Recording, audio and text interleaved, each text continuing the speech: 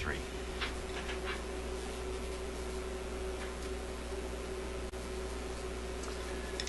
Let's see what we can do here. Oh, look at the end of that capacitor. Whoop. Come on, camera. Stand up.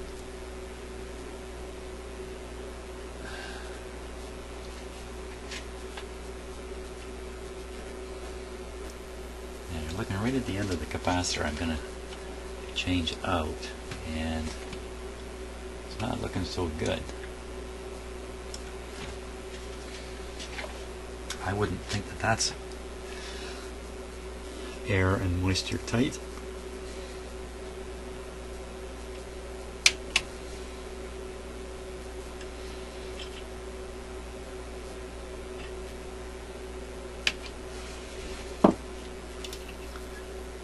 Get a little bit of moisture going in there, and the capacitor will not behave right. Oh, what was it? Let's see what it is. Whoops, I bumped the focus. Ooh.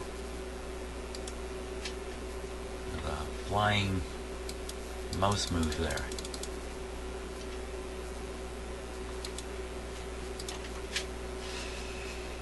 .01. Made in Canada. Oops. A .01.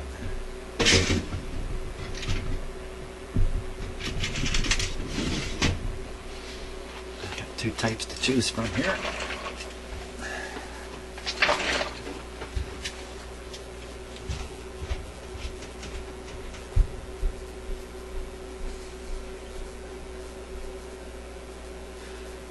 Whew, it's another one that's just barely gonna make it. That'll do it. And the leads on the other one are just slightly longer, and they're spread wider apart, so I'm going to try this little one here. These are all 600 volt capacitors. Actually, I think their rating is 630 volts.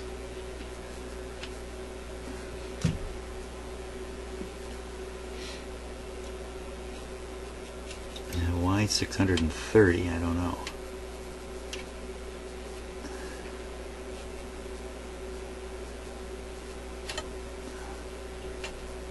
You know, there's a standard set of sizes for resistors. You can't, well, you can buy pretty much any size you want, but there's a standard set.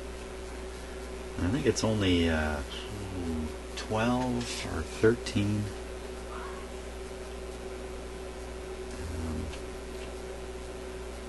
You know, well, that's too long a discussion for me to get into, but let's just say resistors don't come in every size possible.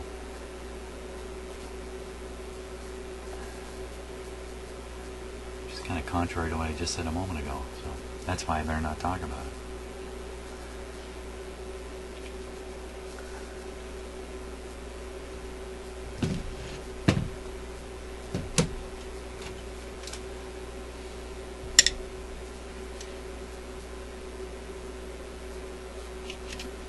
Oops.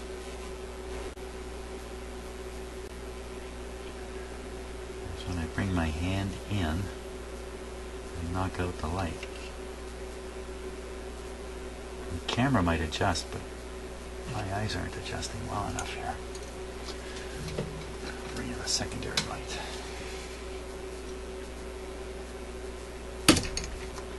Well, seeing well is a major help in this kind of work. And of course, I'm not young anymore. I'm not old, don't get me wrong. I am wearing glasses.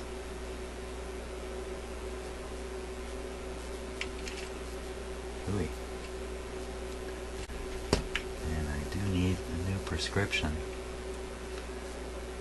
And my glasses are bifocals. You know, bifocals made sense before computers. I'm going to read the newspaper. You toss it down in your lap, you kind of look a little bit down at it so your eyes naturally look through the lower part of your glasses, and that's where the bifocal goes. Yeah, it works great. You look up, see a distance, look down, see your newspaper. But today, we don't look down at the newspaper, we look straight across at the computer screen.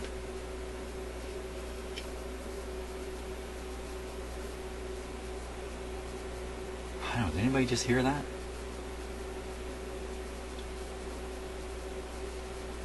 Oh, that's really interesting. I touched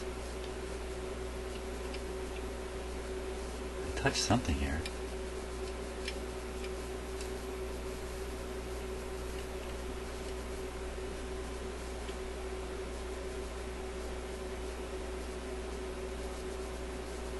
I doubt you can hear that, but when I touch this, I'm holding the solder with my hand here, of course. So I'm really touching this with my hand, and the speaker makes a buzz.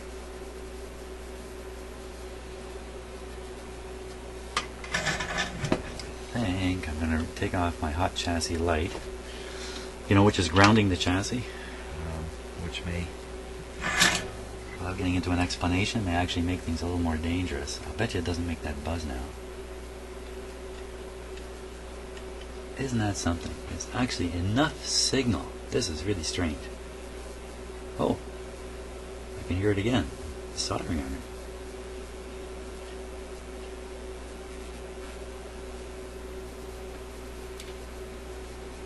What's strange about it is the radio is not plugged in or connected to anything. The cord is sitting right here. The antenna is just sitting over there. The whole thing is up on a rubber mat, insulated. Yet somehow, well, would be maybe the magnetic field? I don't know. Magnetic field? Why do I had to? Okay, thinking faster than you're talking, Jim. There's a powerful magnetic field around the soldering iron, and I'm pretty sure it's AC, and that's not the best thing in the world for this kind of work.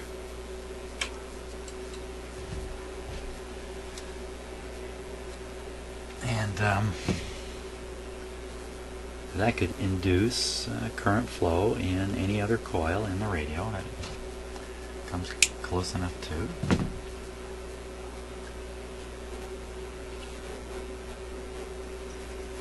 Go. Can he do it? Can you see it?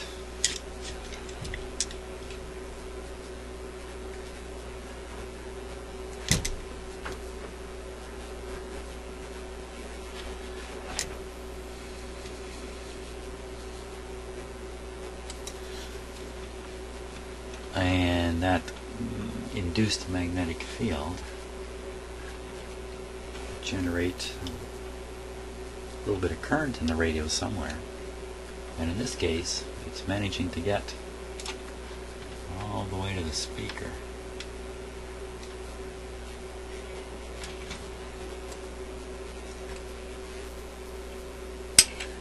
Like a lot of things, it's good to use all your senses when you're doing this, except taste. I suppose you shouldn't be using taste.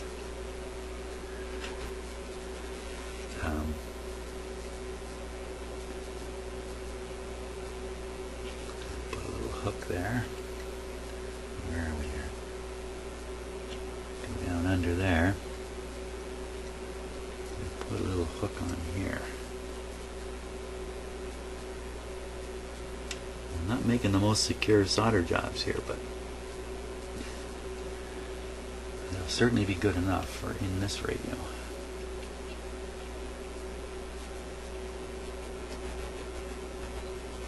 Well, that's not too bad. Hidden behind the resistor for you.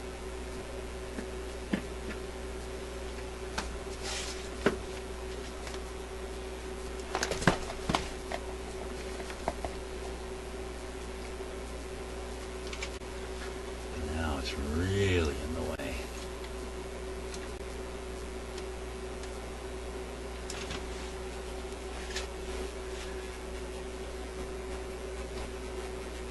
So just going back to the glasses thing, I don't think I finished that off.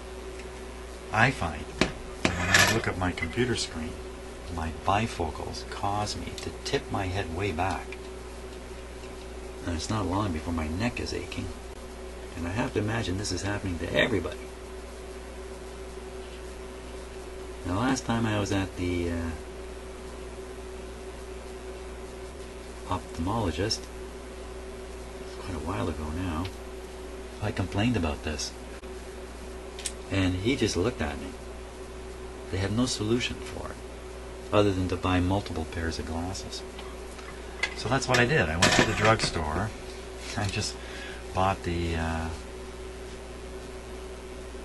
most powerful glasses they sell there. I think they're, I can't remember the number on them now. Most powerful ones anyway. They're not perfect, but I'm able to keep my head down and look at my computer screen. When I'm here in the shop, it's a disaster. My screen is way up high. Looking down at the radios is fine. I look up at my screen, I gotta tip my head back. And just curious if anybody else is suffering from the same thing.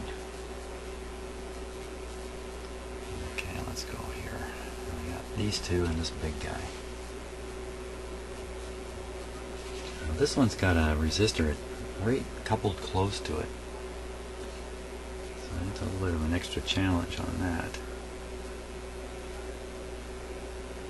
You probably just nip the wire right there, leave the resistor actually connected, and then put it in the capacitor. I can actually put the capacitor around the resistor, because right now the resistor is around the capacitor. There's a little bulb of stuff coming out there too. A little bulb of wax. Yeah, I think that's what I should do. Just say goodbye.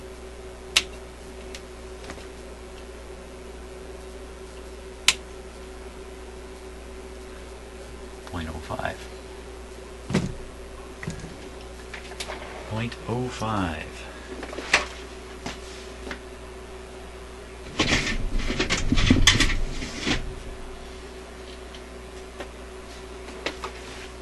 Okay, that's a 0.05.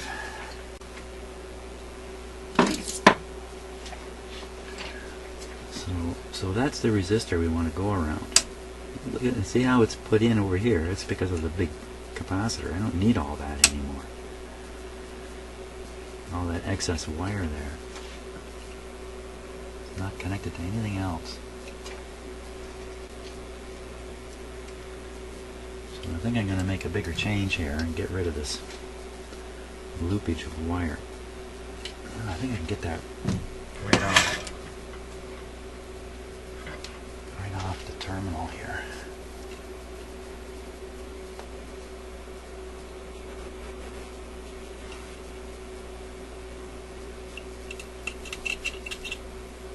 It's on there pretty good. So I'm just going to do the cheap and easy thing. Kapow.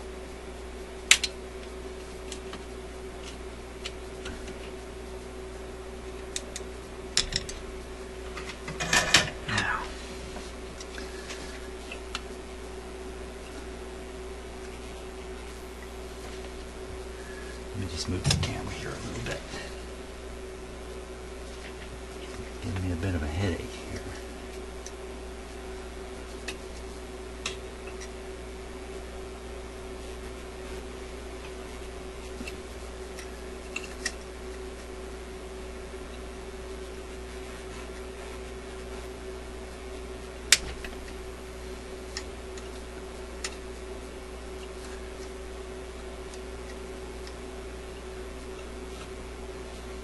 Generally, you don't want to be changing the lengths of wires in radios, because occasionally the actual position of the wires and all that kind of stuff is actually engineered in there.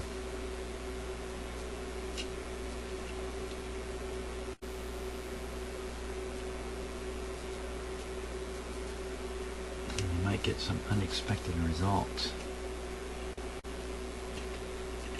Particularly if, see how this capacitor is laid up against the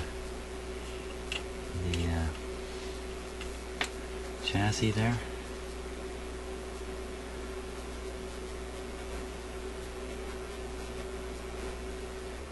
I should have left well enough alone. So if it's laid up against the chassis like that, you might want to make sure the new one goes in the same. Now,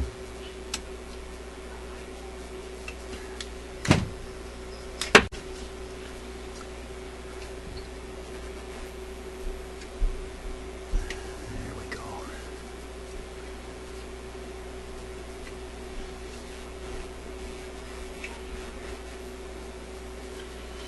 I hear my cat Draper upstairs. He's just come back in. Maybe he'll come down and join us. It all depends if he wants something.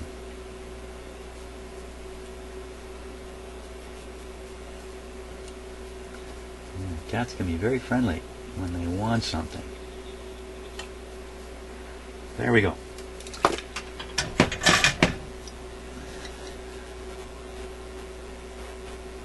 I guess people are like that too, eh? Now I got lots of choices here. You know what, I can do the same thing with this chunk of unnecessary wire. Let's get it out of there. Right there. Right there.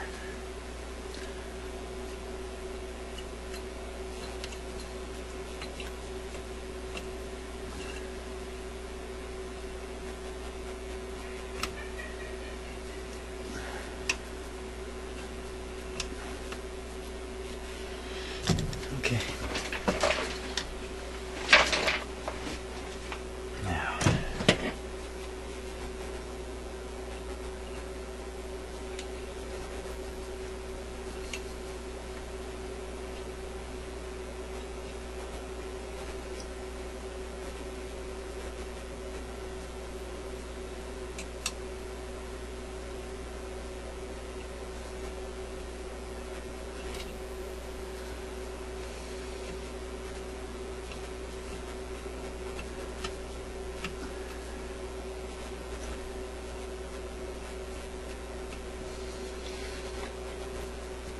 give you some idea of how I have the camera set here.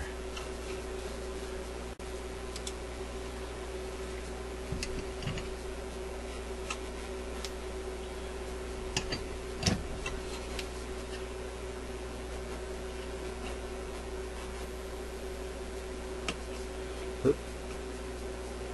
There. That's better.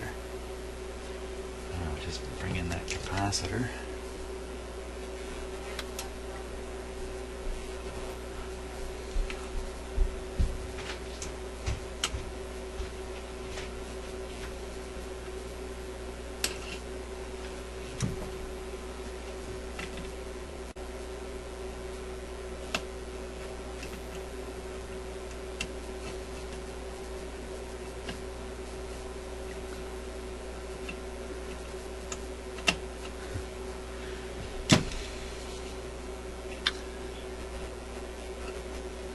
A little hard to squeeze it the way it is.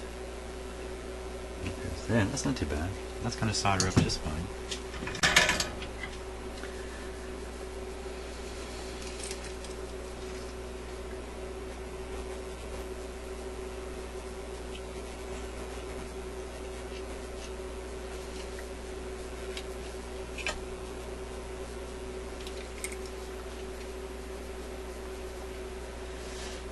There we go.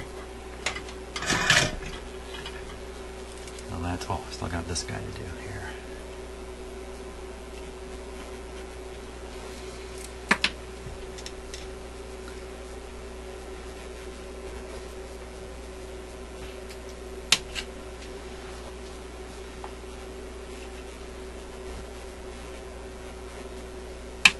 I have a visiting cat in my house today. Actually, for the next 4 weeks. My older son is staying with us, and he's brought his cat. And I know he won't be upset when I say this. His cat is not well adjusted. His cat Oh boy, is this the one I just cut out of there? No. Oh, I made a stupid move there. I cut that out and I didn't look at it. Just tossed it over here.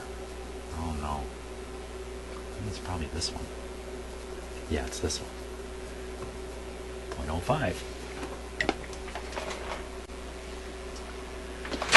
0.05.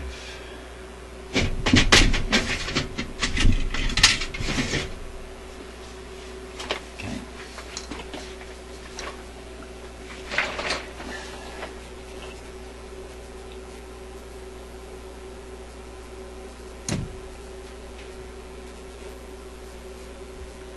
There's another one just gonna make it.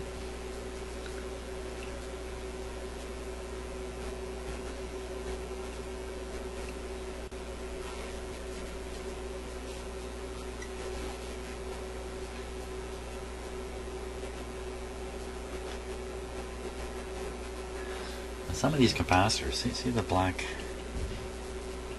bar here on this capacitor. I think all these have it. See, there's a black bar there. And it says on it, outer foil. Outer foil. And what they're trying to tell you is, the construction of a capacitor is just basically two pieces of tin foil with wax paper in between, all rolled up like a big cigar, so the two pieces of tin foil don't touch. And that's all it is. And one of those pieces of tin foil ends up being on the outside, on the last turn of the cigar leaves, if you like. So that outside foil tends to pick up interference, or can pick up interference. So to avoid that, you make sure that the outer foil end of the capacitor is the end that you've connected to ground or low impedance circuit, or let's just say when you're engineering a radio, you can take that into account to get a better result. Now, if you look at any modern capacitor, like all these ones, there isn't really, is there an outside foil? I don't think there is. And even if you buy this style, they don't tend to mark which end is the outside foil. Foil is right. So that means when you install it, the new one, you might install it so the outside foil is connected to the wrong end of the radio, the high impedance end, or not to the chassis ground, or wherever the other capacitor was connected. The result of that could be a little bit of hum, buzz, or other kinds of accidental signal pickup, if you like.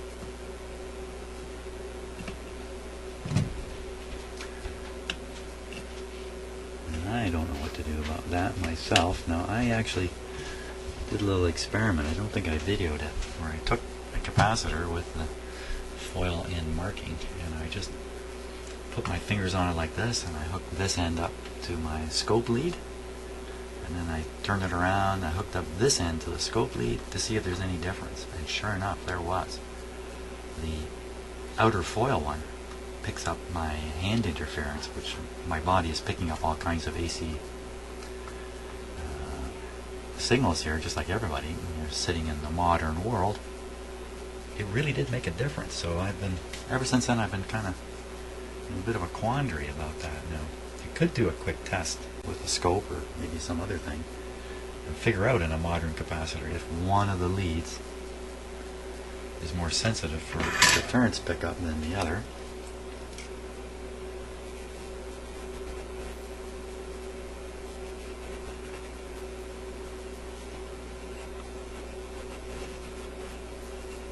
There we go. Okay, so let's see how long we've been going. It's 36 minutes. I think that's a long enough video. So what's left now is this big guy better make sure I have a replacement before I cut them out, and to put in the new power filter capacitors. And let's see, that might have to wait till after lunch sometime. So, well, very good so far. See you on the next video.